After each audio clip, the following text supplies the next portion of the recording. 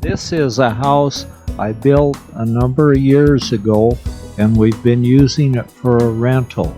And now we're trying to remodel it, but we're going to put that on hold and take the day off and try to go to the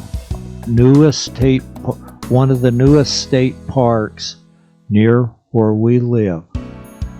Out our driveway and down the windy road about 4 miles from where our place is, we'll find the little community of Sandlake. We follow the road about 5 miles from our house, and there we'll see a sign that says Sedge and Sitka State Park. And so we'll pull in there and look around. I've always avoided this place, but I'm really glad that I finally stopped. It looks like a real interesting stop. There's a board with the usual information, maps, and things that you might need on a hike out here. And then we'll find the trail and hike out there.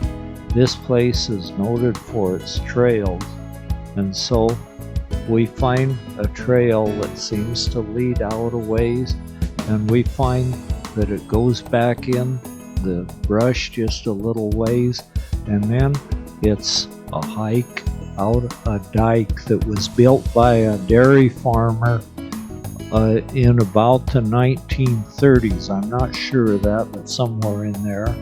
And we find that it's on a dike that goes quite a long ways out.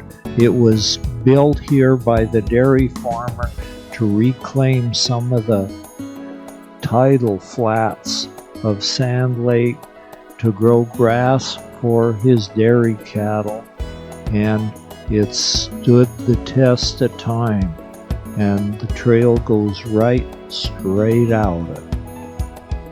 As I walk out the trail, I'm thinking that I'm all alone walking out this natural trail with just the ferns and trailside vegetation with some spruce that have grown since the dike was built. And then I can see Sand Lake out there. That's sort of a bay. And then it's pretty much low tide, so we can see a few leftover birds that are out there trying to find their meal. This is quite a large mud flats here that have a few puddles of water and give this egret a place to go try to find his next meal. And it looks like he's finding something there. I can't tell just what it is, but he's a real beauty with his reflection in the calm waters of Sand Lake. I at least know I'm not alone.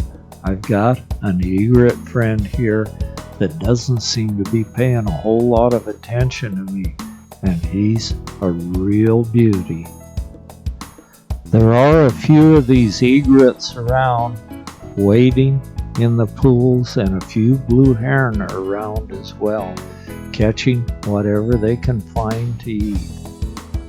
To the north stands Cape Lookout, and it looks like Mr. Egret decided to move and find a different spot to catch his dinner.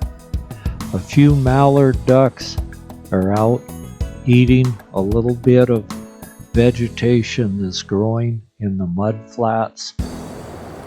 The old mallard drake proudly stands watching over his hens, and then I look ahead and I can see these sticks or boards all on an angle, and that was part to keep the erosion away from destroying the dike when it was being built.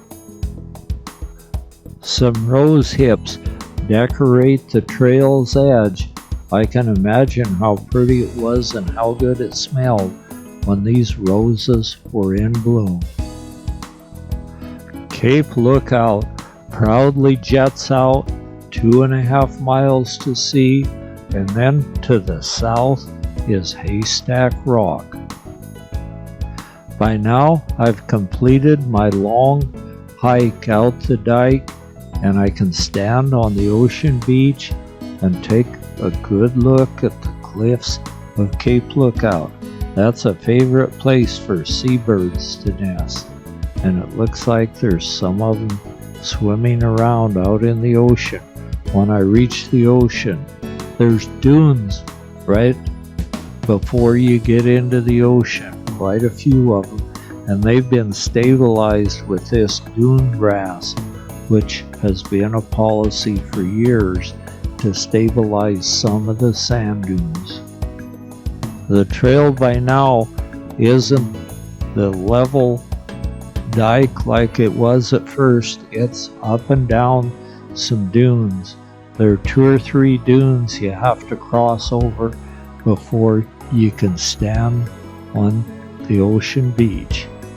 Once the dunes are stabilized by the dune grass, then some spruce and pine come up, and these have probably been planted here by man, and then the trail winds right on down to the beach. I go to the beach, but I'm in kind of a hurry today, so I don't spend a whole lot of time on the beach, and I heading back through the pines that have stabilized the dunes and on back to the dike. There's a wonderful selection of trails here, and the state parks have very nicely marked all of them, so there won't be any confusion on which way to go. Alongside the trail's edge, I see the pearly everlasting waving in the breeze right by a pretty good sized old rugged pine with lots and lots of branches taking off.